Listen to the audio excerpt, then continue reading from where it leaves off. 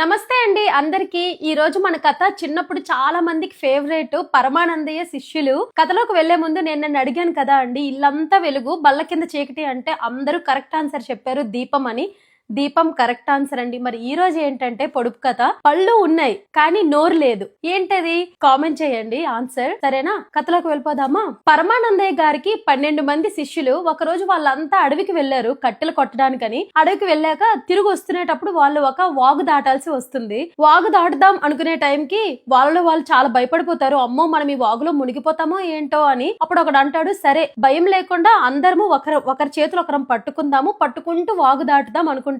సరే అని ఒకడు అంటాడు. అనుకొని ఒకరినొకరు చేతులు పట్టుకొని వాగు దాటుతారు. అలా అందరూ కలిసి వాగు దాటాక అందులో ఒకడికి అనుమానం వస్తుంది, ఒరే అందరము అసలు వాగు దాటామా అని. సరే నేను మీ అందరూ వరుసగా నిలబడండి, నేను లెక్క పెడతాను అని అంటాడు. అలాగే అని అందరూ వరుసలో నిల్చుంటారు. 1 2 3 4 5 6 7 8 9 10 11 అని లెక్కబెట్టి, అదేంటి 11 మందే ఉన్నారని మళ్ళీ ఇంకొకటి వచ్చి మళ్ళీ లెక్క పెడతాడు. 1 2 3 4 అని అలా 11 వస్తారు. అలాగ అందరూ లెక్క పెడతారు, 11 వస్తారు. అలా రాగానే ఇంకా అమ్మో మనలో ఒకడు వాగులో మునిగిపోయాడురా అని ఇంకా గట్టిగా ఏడుస్తారనమాట.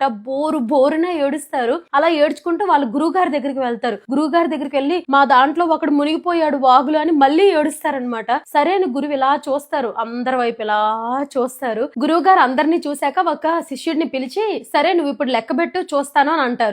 ఆయన వచ్చి మళ్ళీ లెక్క పెడతాడు. 1 2 3 4 అని 11 లెక్క పెడతాడు. అప్పుడు గురువు గారికి అర్థమైపోతుంది వాళ్ళు చేస్తున్న తప్పేంటి అని. అప్పుడు గురువు వచ్చి లెక్క పెడతాడు అనమాట 1 నుంచి 12 వరకు. అప్పుడు ఆ శిష్యులకు అర్థమవుతుంది వాళ్ళు చేసిన తప్పేంట అని. అర్థమైంది కదా అండి, తనని తాను లెక్క పెట్టుకోకుండా మిగిలిన వాళ్ళందరినీ లెక్క పెట్టారు. అందరు శిష్యులు అంత అమాయకులు అనమాట పరమానందయ్య శిష్యులు. గుర్తొచ్చిందా మరి మీకు ఈ కథ? చిన్నప్పుడు భలే అనిపించేది ఈ కథ వినేటప్పుడు, అంతా మంచిగా నవ్వుకునే వాళ్ళము. అంత అమాయకులు కదా అండి. సరే మళ్ళీ రేపు మంచి కథతో మళ్ళీ కలుద్దాం, సరేనా? Bye, thank you.